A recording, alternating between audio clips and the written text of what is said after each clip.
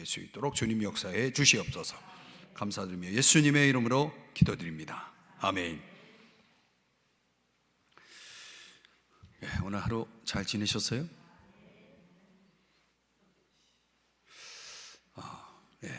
잘 지내신 것 같습니다. 표정들이.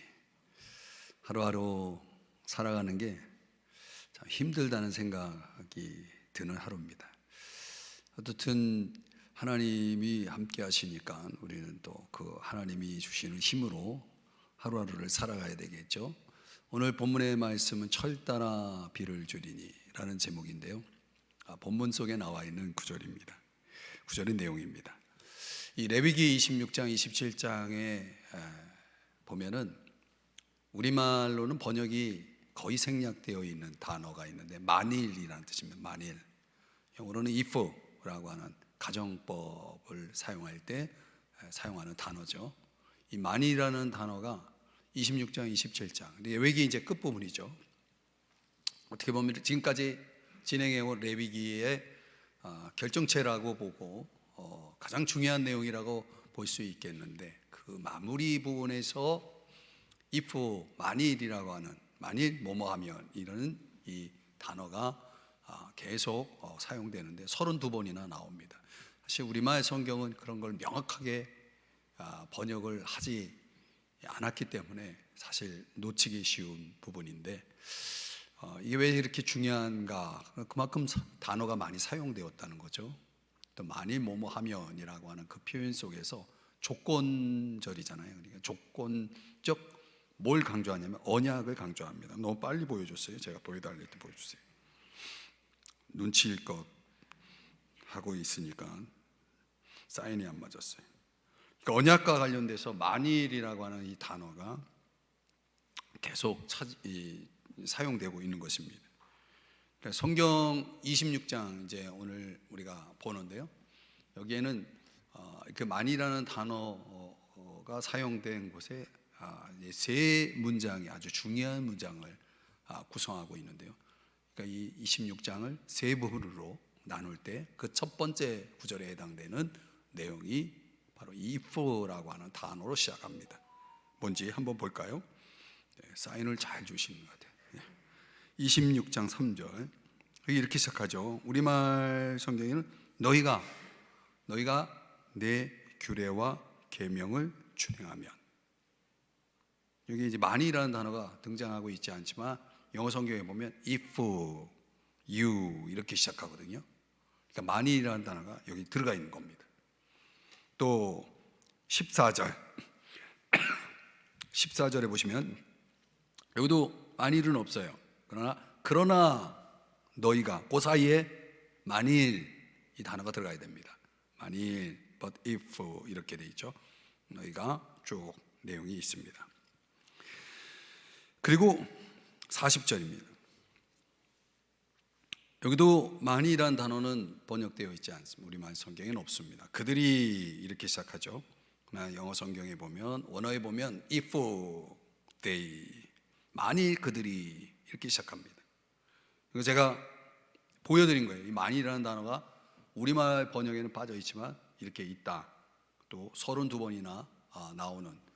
그러니까 말하자면 하나님과 우리와의 관계, 하나님과 이스라엘 백성과의 관계 속에서 만이라는 단어가 사용될 때가 언제냐면 이 일종의 언약이죠. 언약. 하나님이 그의 백성들과 언약을 맺을 때는 조건을 겁니다. 조건이 뭐냐면 너희들이 만일 뭐뭐 하면, 또 뭐뭐 하지 않는다면. 우리가 이제 율법이라는 것은 크게 두 개의 명령으로 나눠지잖아요. 하나는 하라, 다른 하나는 하지 말라. 이렇게 율법을 딱 반으로 나누면 하라, 하지 말라로 구성되어 있죠. 그러니까 하라, 하지 말라라고 하는 걸 조건을 거는 겁니다. 너희들이 만약에 내가 하라고 하는 것을 하면, 반대로 내가 하지 말라고 하는 것을 하지 않으면, 이건 뭐예요? 순종이죠. 그 순종하면 결과는 뭐냐? 한마디로 축복이라는 거죠. 너희들이 순종하면 너희들이 축복을 받을 거다, 복을 받을 거다. 근데 하라 했는데 하지 않고, 하지 마 그런데 한다면 이건 뭐예요? 불순종이죠. 불순종하면 하나님은 어떻게 하시겠다? 너희들이 하는 일들을 다 헛되게 할 거다. 말하자면 저주, 하나님께서 너희들이 저주를 받을 거다. 복과 저주를 어떤 조건 하에서 결정하냐면 순종과 불순종이라고 하는 선행적 행동에 따라서 그 결과가 복이냐 저주냐를 결정한다는 거예요. 이게 조건이죠. 조건과 약속.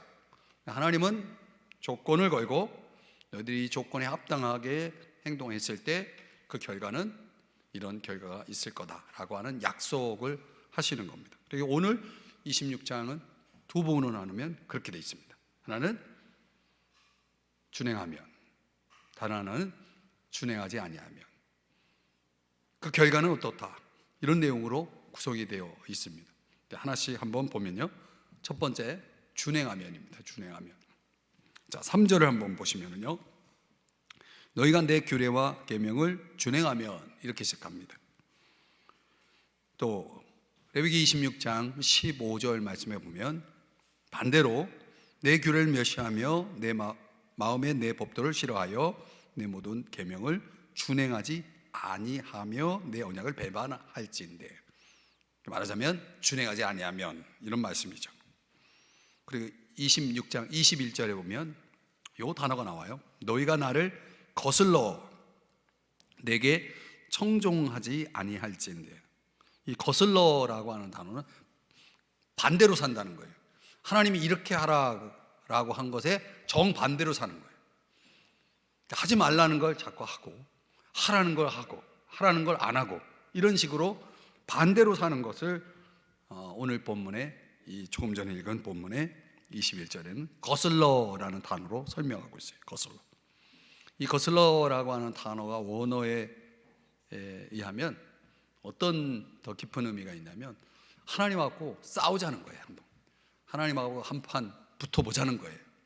하나님과 싸우는 어떤 그런 싸울 의도로 하나님 앞에 이렇게 나서 있는 그런 모습을 이 거슬러라고 하는 단어가 가지고 있는 의미라는 것입니다.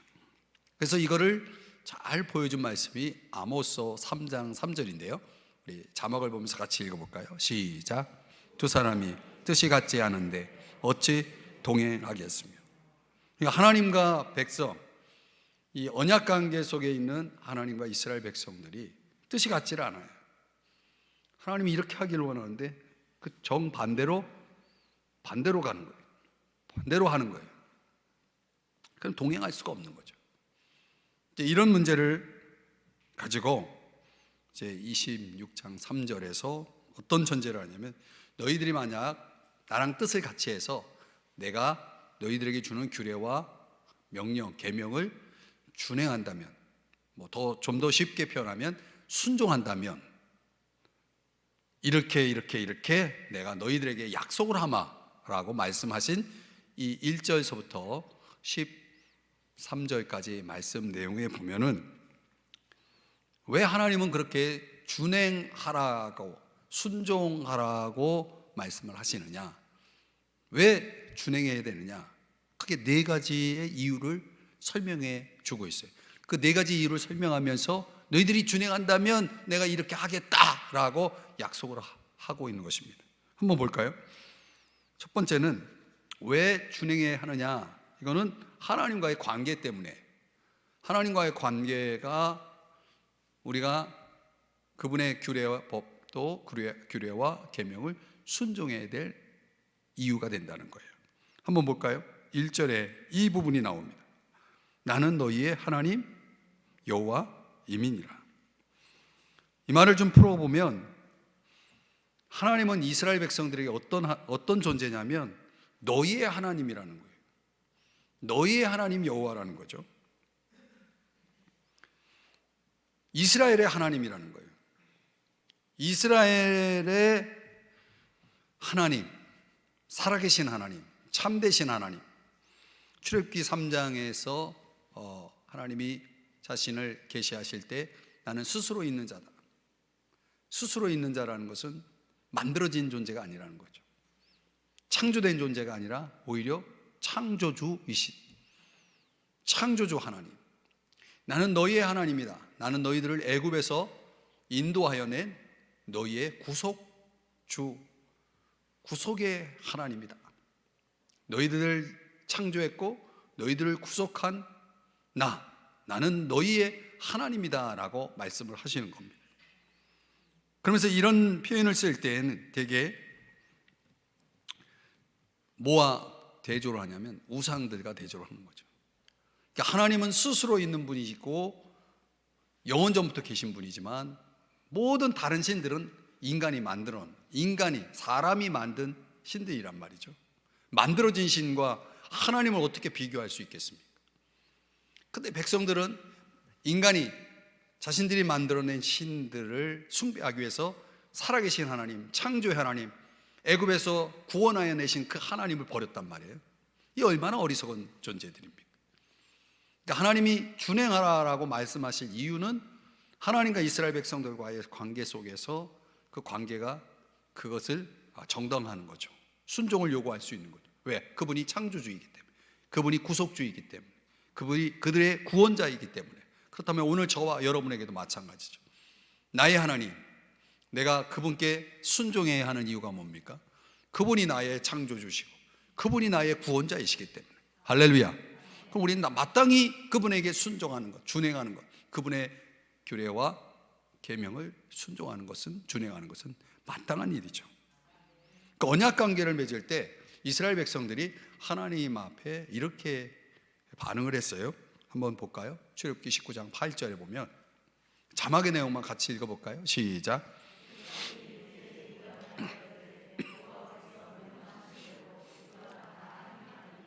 틀림없이 이렇게 하겠다고 그랬거든요. 약속이에요.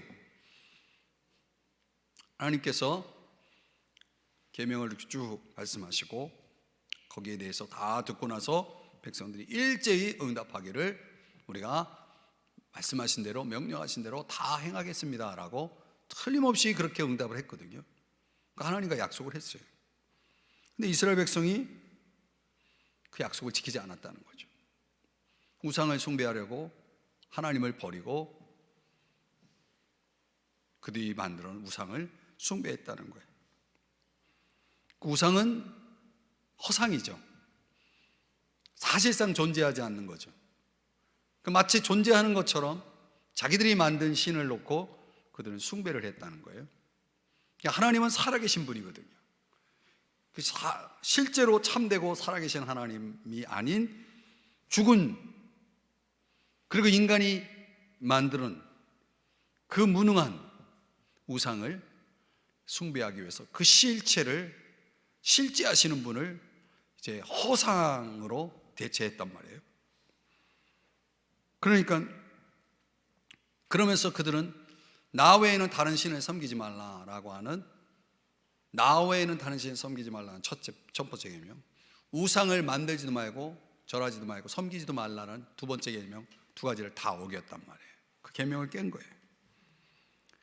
그래서 하나님께서 오늘 레위기 26장을 말씀하시면서 그들에게 이 조건부 언약을 다시 한번 정리해서 백성들에게 말씀하면서 1절에서 뭐부터 시작하냐면 이것부터 강조를 하는 겁니다. 너희는 자기를 위하여 뭐 하지 말라? 우상을 만들지 말라. 또 그에게 경배하지 말라. 왜? 내가 진짜야. 내가 하나님이야. 내가 너희들의 주인이야. 너희들은 나를 숭배하고 나를 경배해야 돼. 나를 섬겨야 돼. 라고 말씀하시는 거예요. 하나님과 우리와의 관계가 바로 우리가 그분에게 순종, 그분의 말씀을 준행해야 할 첫 번째 이유가 되는 거예요. 두 번째가 뭐냐면 하나님이 하신 일 때문에. 자, 여기에 26장 2절에 보면은 이렇게 시작합니다. 너희는 내 안식일을 지키며. 그 안식일에다가 여러분들 성경이면은 밑줄을 쳐서 표시를 좀 해놔 보세요. 이 안식일은 어떤 날입니까? 이스라엘 백성들에게는 아주 특별한 날이에요. 특별한 날. 어떤 의미에서 특별한 날입니까? 하나님께서 6일 동안 모든 일들을, 당신이 창조 일들을 다 행하고 나서 7일째 되었을 때, 그때 안식을 하면서 이 안식일을 복을 주십니다. 안식에 복을 주시면서 이 안식을 지키라라고 이제 하신 겁니다. 그러니까 이 안식일은 어떤 날이냐면, 하나님께서 우리 인간을 위해서 행하신 일에 대해서 그것을 기억하고 거기에 대해서 주목하는 날이다. 그런 차원에서 특별한 날이죠. 하나님이 얼마나 선하신 분인지를 기억하는 특별한 날. 우리가 생일이라는 걸 통해서 그 생일을 기억함으로써 그 존재를 우리가 정말 가치 있게 여기고 소중하게 여기는 거 아니겠습니까? 그런 것처럼 하나님의 어떤 일을, 나를 위해서 어떤 일을 하셨는지에 대해서 우리가 그분이 행하신 일들을 기억하는, 그분의 그 선하신 일들을 기억하도록 하나님은 적어도 7일 중에 하루를 안식일이라고 정해 놓으신 겁니다. 대표적으로는 그분이 우리를 구원하신 일들, 이스라엘 백성 따지면은 출애굽 사건, 그걸 기억해야 되고, 또 광야를, 아무것도 없는 광야의 길을 인도해 내신, 그 광야에서 모든 걸 책임져 주시고 보호해 주시고 인도해 주신 그 선하심. 더 중요한 거는 그들이 가나안 땅에 들어왔을 때 가나안 땅에서 열심히 심은 것에 대해서 풍성한 수확을 거둘 수 있도록 도와주신 것. 이게 대표적인 게 뭐예요? 이게 유월절이고, 그리고 초막절이고, 또 뭐예요? 오순절. 이 세 개의 절기가 바로 그런 의미 아니겠습니까? 그러나 이런 복주심, 구원의 복, 도우심의 복, 수확의 복, 필요한 것들을 공급해 주시는 그 모든 복주심에 대해서 그날을 기억하고 그 날의 주인이신 하나님을 기억하는 것. 그래서 이스라엘 백성들은 이 안식일이 어떤 날이냐면, 하나님과 그의 백성들 안에서 맺어진 아주 그 관계를 결정짓는 표징이에요, 표징.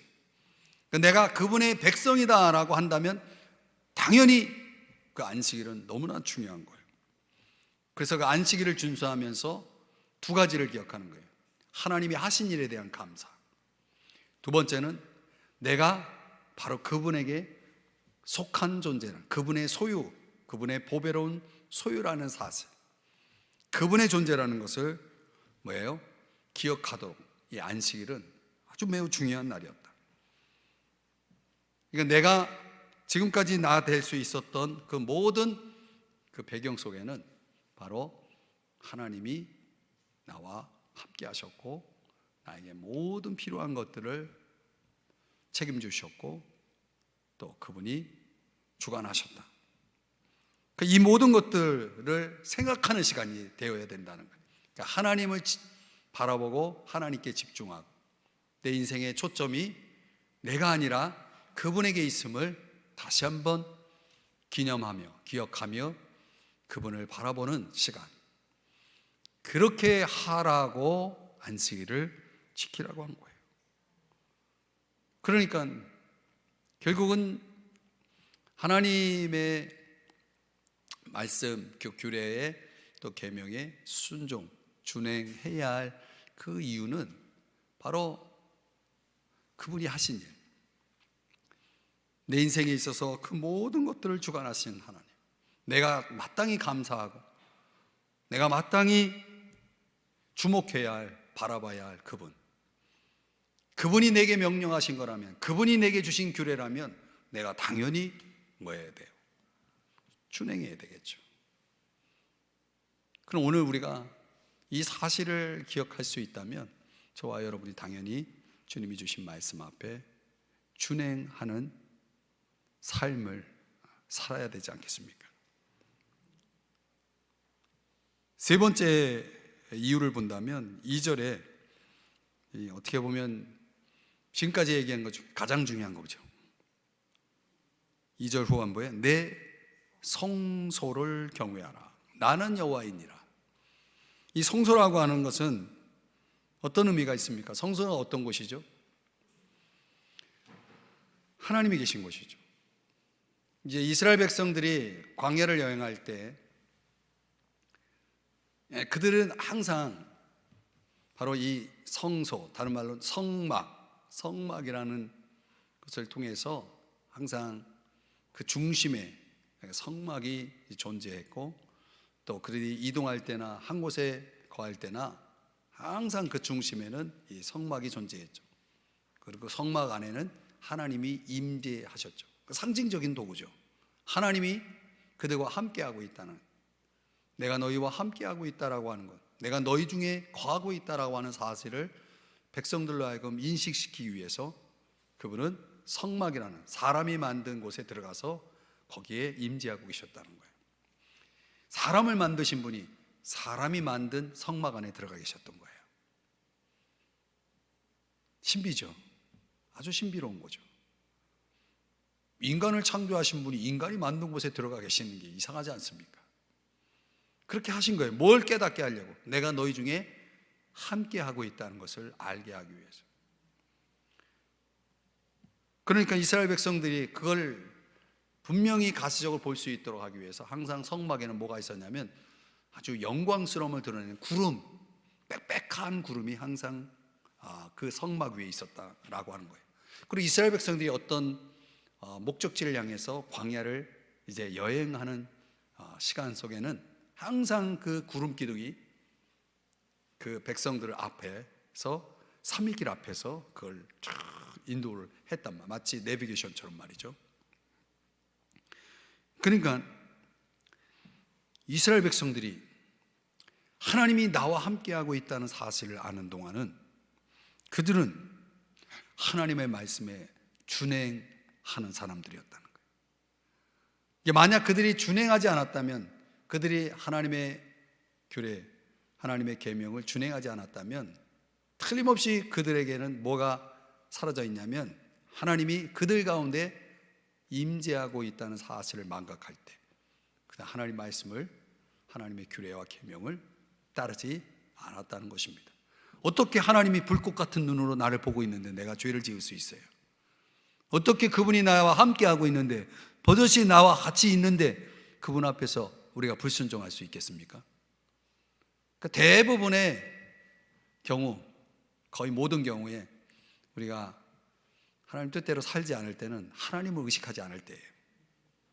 그렇지 않습니까? 그러니까 성소를 경외하라는 게 뭐예요? 하나님이 나와 함께하고 있다고 하는 그 사실을 항상 기억하라는 거예요. 그걸 인식하고 살아가라는 거예요.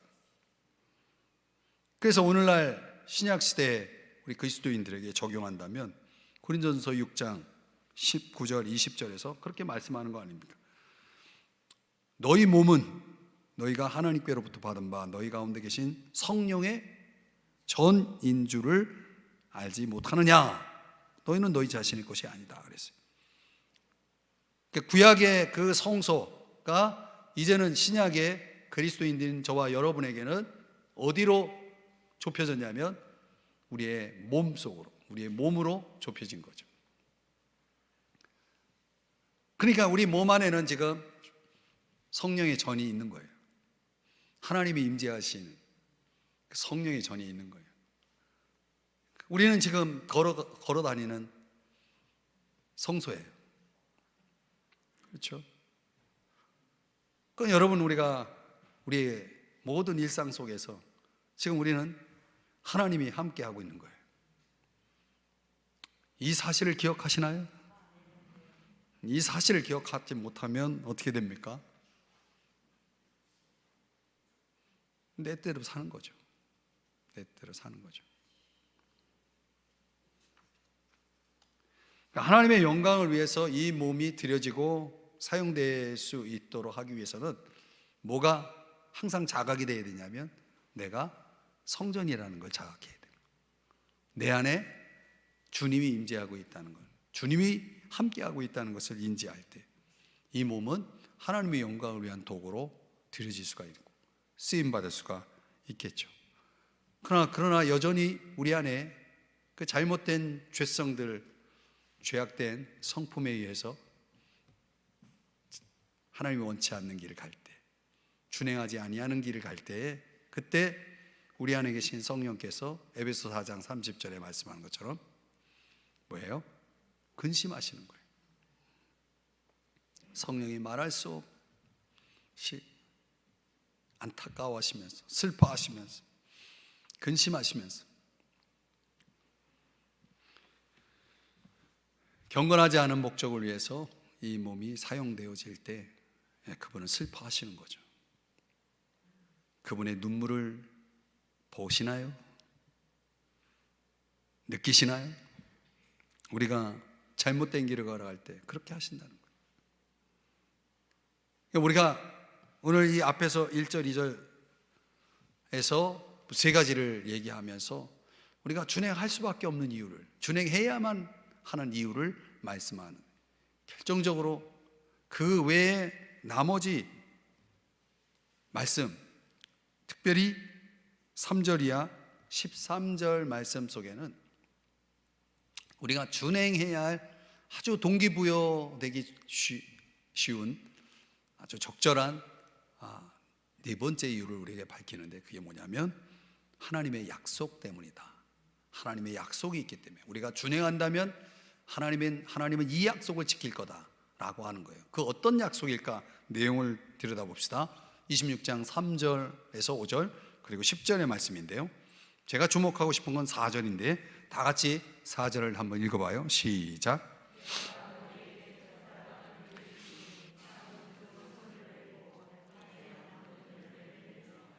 철따라 비를 주리니, 이스라엘 백성들은 가나안 땅에서 농사를 하면서 두 번의 중요한 수확이 있었어요. 봄의 수확이 있고 가을의 수확이 있어요.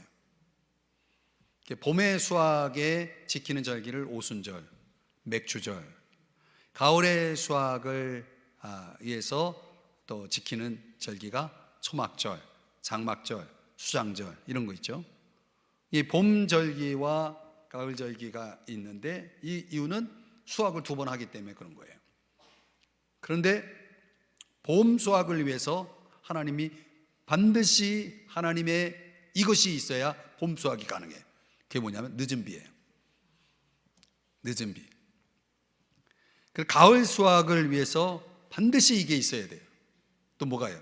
이른 비가 있어야 되는 거예요.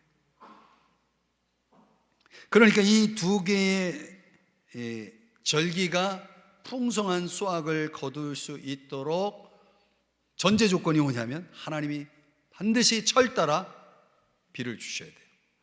만약 비를 주지 않으면 어떻게 되느냐?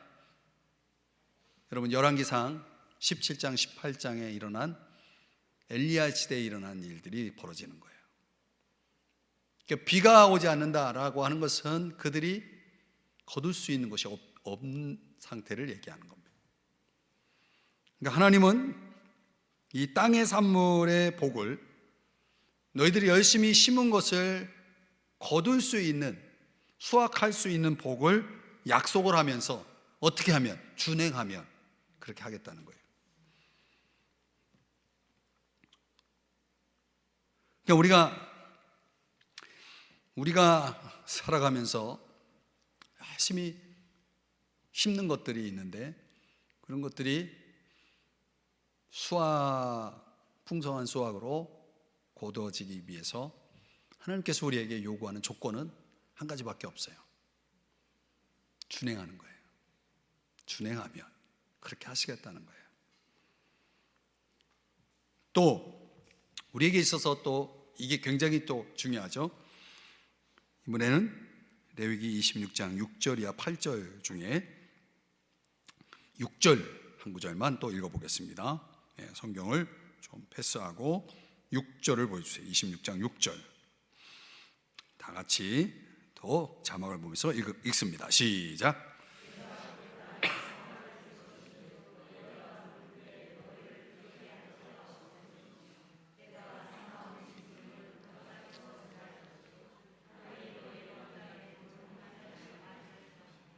아멘. 7절, 8절의 내용도 그런 맥락의 내용입니다. 뭘 주시겠다고요? 6절에 보니까 평화를 주겠다는 거예요. 우리로 말하면 평안이죠, 평안. 사람이 잠을 자는데 아주 비싼 침대에서 누웠어요. 침대 위에. 뭐가 요즘은 침대가 비싼 건지 모르겠지만은 여러분이 몇 천만 원짜리 침대에 좀 누웠어요. 잠이 잘 와야 되잖아요. 근데 잠이 안 와요. 왜? 평안하지가 않아. 좋은 침대가 우리에게 잠을 보장해 주지 않습니다. 광고는 그렇게 할지 모르지만 광고와는 달라요. 여러분, 참된 안전이라는 게, 평안하고 하는 것이 우리 인간에게 얼마나 중요한지, 얼마나 필수적인지, 그런 욕구들을 우리는 다 가지고 있잖아요. 좀 안전하기를 바라고, 평화롭기를 바라고. 저 북한의 김정은이 이상한 짓 안 하기를 바라고, 그런 거 아니겠습니까? 그런데 우리가 나는 평화를 원하지만 세상은 원하지 않아요. 참 부끄럽지만 오늘 제가 목사 딱지를 떼고 한번 어떤 사람과 싸웠어요. 저를 뚜껑 열리게 하는 그런 행동을 해가지고 제가 목사라고 써있지 않잖아요, 그죠? 수요예배를 앞두고 제가 한바탕, 제가 지금까지 기억이 안 날 정도로 크게 싸웠어요. 그렇게 싸우고 나니까 오늘 예배드리고 싶지가 않더라고요, 솔직히. 그래서 나는 싸울 일이 아니었는데 저쪽에서 싸움을 걸어오는 거예요. 그러면 어떻게 해요? 나는 평화를 원하는데 참 인생이 힘들어요.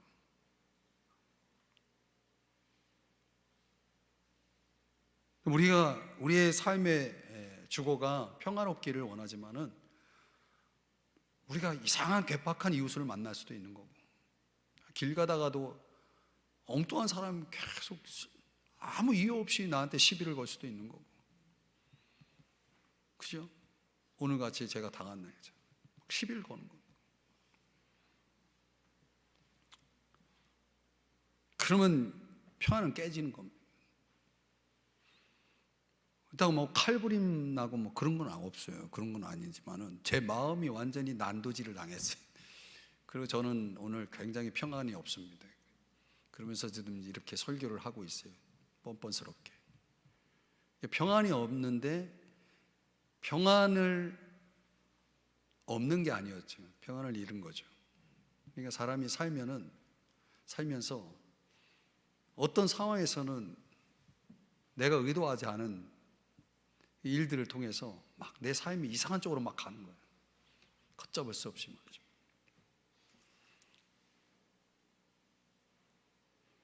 그리고 세상은 자꾸 나를 가만두질 않아요.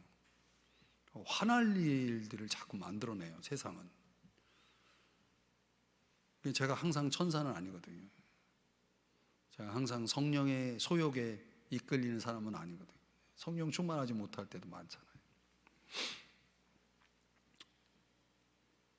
근데 우리가 하나님의 약속이라는 것이 결국 이런 약속이 우리에게 주어졌음에도 불구하고 내가 준행하지 않으니까, 하나님 말씀대로 준행하지 않으니까 결국 그런 것이 내게서 다 떠나가더라는 거죠. 그런 거예요. 26장 9절 말씀해 보면요, 한번 또 읽어볼까요? 시작.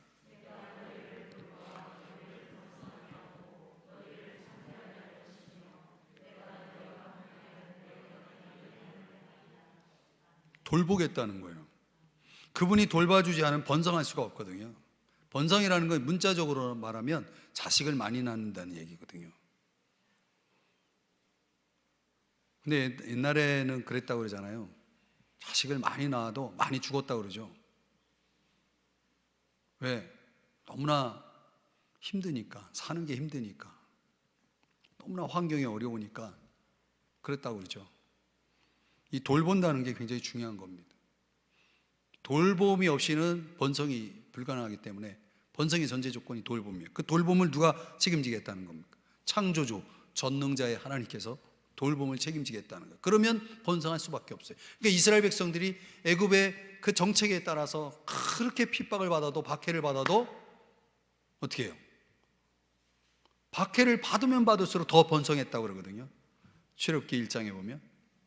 그러니까 하나님이 돌보기 때문에 가능해요. 여러분, 우리 믿는 자들이 세상으로부터 아무리 핍박을 받고 아무리 막 정말 어려운 일을 당하는 그런 상황이 주어져도 하나님께서 돌보면요 어떻게 할 수가 없어요. 세상은.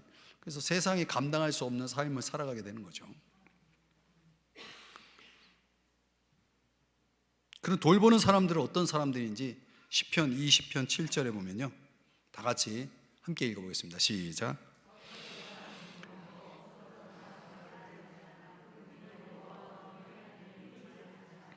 아멘.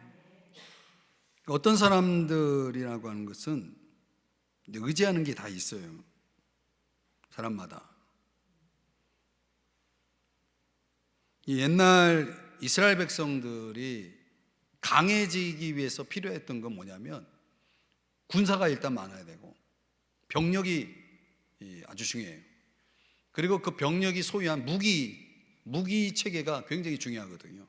그 무기 중에 하나가 뭐냐면 말하자면은 찝차, 탱크, 뭐 오늘날로 말한다면 그런 거에 준하는 이 말이 있어야 되는 말. 기동력에 따라서 얼마큼 빨리 전쟁을 빠르게 수행해낼 수 있느냐에 따라서 그 전쟁의 승패가 결정나잖아요. 그러니까 이런 것들을 의지하는 사람들은 열심히 말을 많이 애굽에 가서 많이 사오고 그런 행동을 누가 했냐면 솔로몬이 했단 말이에요. 병마를 많이 두지 말라라고 하는 그 명령을 따르지 않고 자기 이 군사력을 키우기 위해서 스스로의 그 강함을 지켜내기 위해서 그렇게 하지 않았습니까? 그러니까 병마를 의지하고 또 군사들을 많이 이렇게 키워나가는, 군사력을 키워나가는 그런 방식으로 나라를 지키고 또 적과의 싸움에서 승리하려고 했던 사람들이 있다는 거죠. 그러나 그들은 다 실패했다는 거죠. 지키지 못했다는 거죠. 어떤 것으로도. 그러니까 여기 보니까 여호와 우리 하나님의 이름을 자랑한 사람들. 하나님은 군마가 몇 마리냐, 병사가 몇 명이냐에 상관없이 하나님은 아무것도 없어도 그 전쟁을 이기게 하실 수 있는 분이거든요. 참 이상한 분이죠. 여리고성을 그렇게 점령하지 않았습니까? 그렇죠? 히스기야 왕이 벽을 향해서 기도를 할 때, 아주 간절히 기도했을 때 다음날 일어나 보니까 사네립의 군대들이 송장이 다 되어 있었다. 18만 명이. 그러니까 하나님이 그냥 한순간에 불어버리면 끝나는 거예요. 전쟁은 여호와께 속한 것이기 때문에 그런 거죠.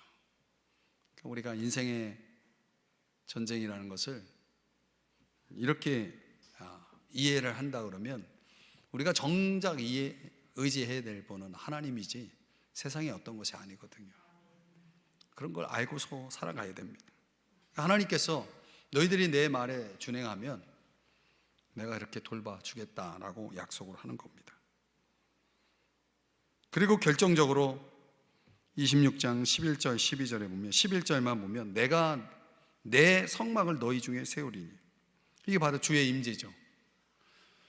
가장 큰 축복은 하나님 그분입니다. 왜냐하면 나머지 모든 복들은 하나님만 있으면 다 따라오는 거거든요. 그러니까 여러분, 하나님을 잃어버리면 나머지 모든 복들도 다 떠나가는 거고, 하나님만 있으면 나머지 복들이 다 따라오는 거고, 그런 거죠. 여러분, 하나님을 잘 붙잡고 계시나요? 로마서 9장 4절에 보면 이스라엘 백성들이 바로 그런 축복을 받은 사람들이에요. 영광이라고 하는 단어는 하나님의 임재를 의미하는 거거든요. 그러니까 하나님이 임재하고 있는 곳에서 그들은 뭘 했냐면 예배를 드렸어요. 하나님을 가까이 하는 백성이에요. 하나님 앞에 나와 기도하는 백성들이에요. 그러니까 하나님은 그 하나님을 가까이 하는 백성들을 큰 나라 되게 하셔서, 강한 나라가 되게 하셔서 모든 주변의 적들이 감히 이스라엘을 근접하지 못하게 만들었거든요.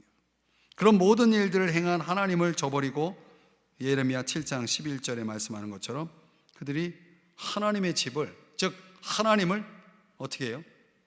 이렇게 만들었단 말이에요. 하나님이 계신 집을 도둑의 소굴로 만들었단 말이에요.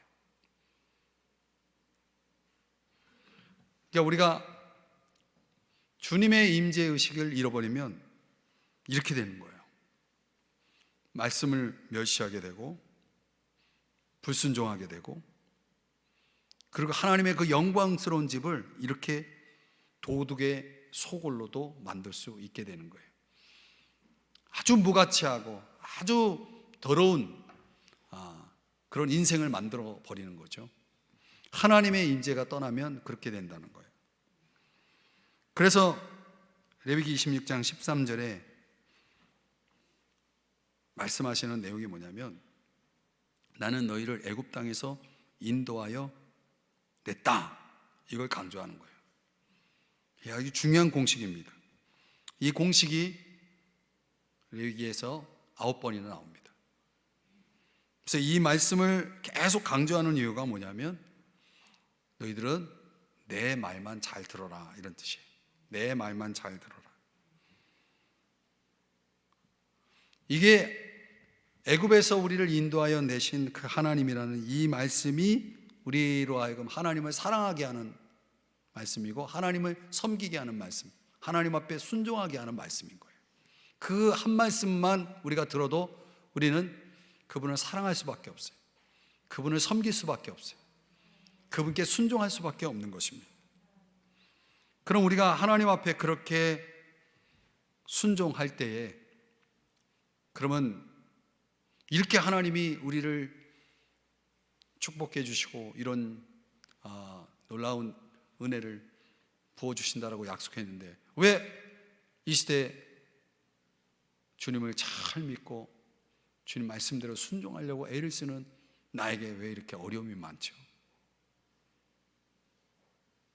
왜 축복은커녕 고난이 이렇게 많은 거죠?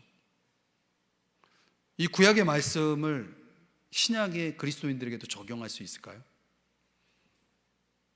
우리가 순종하면 정말 이런 복들을 하나님이 이스라엘 백성들에게 약속하신 이 모든 약속들이 그대로 우리의 삶에 그대로 이루어지는 것일까요? 솔직히 여러분들 안 믿죠? 믿을 수 없잖아요. 그렇지 않은 경우도 많잖아요. 실제로 히브리서 11장 36절 이하에 보면 말씀대로 순종한 사람들이 이런 일을 당했거든요. 말씀대로 순종했는데 조롱을 당했고 채찍질을 받았고 결박, 옥에 갇히는 시련. 이건 어떻게 말씀에 순종했는데 이 구약의 약속대로 이루어졌다면 이런 일들이 일어나서는 안 되는 거 아니에요?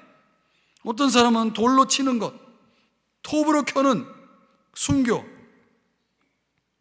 궁핍, 환난, 학대, 집 하나 없이 광야와 산과 동굴과 토굴 속에서 유리하면서 살았던 우리의 믿음의 선배들, 도대체 그들은 순종을 안 했기 때문에 이렇게 하나님께서 이런 삶을 경험하게 하신 겁니까? 도대체 뭡니까? 우리는 이 레위기 26장의 말씀을 하나님이 과연 준행하면 이렇게 해주겠다라고 약속했던 그 축복들과 지금 이 히브리서 11장의 이 말씀 어떻게 우리가 연결해서 해석을 해야 됩니까? 그리고 현실적으로 저와 여러분이 하나님 앞에 순종하며 살아가는데 왜 이렇게 고난만 있고 하나님이 약속하신 것처럼 철 따라 비를 주는 일들은 나와 상관없는 그런 삶이 왜 있어야 하는가? 우리가 그런 물음표를 오늘 성경 본문에서 던져보는 겁니다. 여러분들이 한 주간 다음 레위기 말씀을 들으시면서 그 답을 여러분이 할 수 있어야 됩니다. 기도하겠습니다. 하나님 아버지, 오늘 분명 하나님께서 주님 말씀에 순종하면 이렇게 놀라운 축복으로 함께 하신다라고 말씀해 주셨습니다. 우리 이 말씀을 믿습니다.